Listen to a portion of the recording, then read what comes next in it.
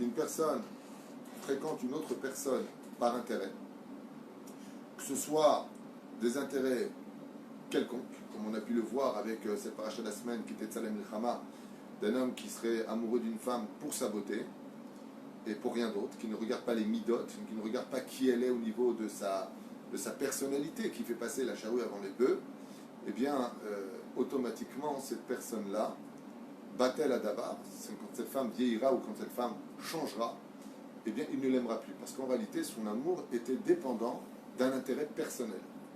En d'autres termes, on appelle ça en français un bouche-trou.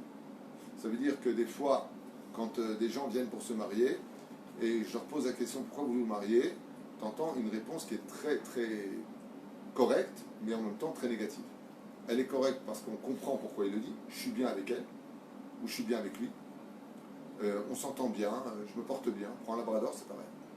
Vas-y, je m'entends bien, oui, il me comprend, prends un psychiatre.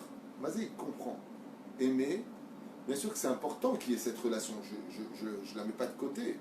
Bien sûr qu'il faut qu'on s'entende bien, bien sûr qu'il faut que mais c'est pas sur ça que l'amour doit dépendre.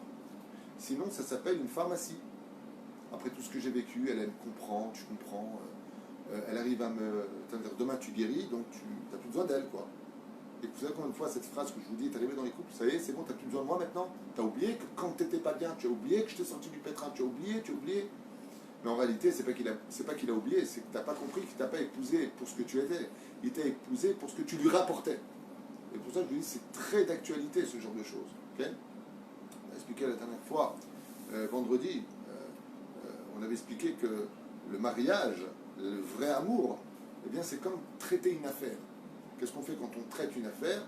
Par exemple, vous travaillez une usine en Chine ou en Tunisie ou ailleurs, peu importe, dans le monde entier, vous voyez, des affaires commerciales qu'il y a dans le monde entier. Quand tu viens pour signer un contrat avec une société, tu ne vas pas visiter ses bureaux, voir s'il a mis des fleurs roses ou des fleurs blanches. Tu n'as rien à faire de comment est le sol de son bureau. Quand tu viens traiter une affaire, tu viens regarder tout simplement quel est son bilan. Est-ce qu'il a un bon nom à la banque? Est-ce que c'est quelqu'un qui paye ses traites? Est-ce que c'est quelqu'un qui fournit à heure fixe ou alors qui a toujours du retard? Tu vas regarder avec qui tu t'associes dans cette affaire. Et à l'occasion, quand on voit que ça roule dans ce domaine-là, c'est-à-dire qu'il y a compatibilité au niveau confiance, au niveau harmonie entre les deux, complicité de travail, alors, à l'occasion, on vient voir la boutique, on vient voir comment est son bureau, s'il a utilisé du bois de cerisier ou du bois de noix, qu'est-ce qu'on en a à faire. D'abord, voyons comment au niveau du travail, on peut perpétuer le temps de notre association. Seulement après, je verrai qui tu es d'extérieur. Malheureusement, aujourd'hui, c'est exactement le contraire. On voit la fille, on voit le garçon, il nous plaît, et seulement après, on va aller voir qui il est réellement au niveau familial. Est-ce que sa famille elle fait partie de la mafia? Est-ce que ce sont des gens de bonne réputation? C'est important. La Torah nous dit c'est ça le chidour. Quand on fait un chidour,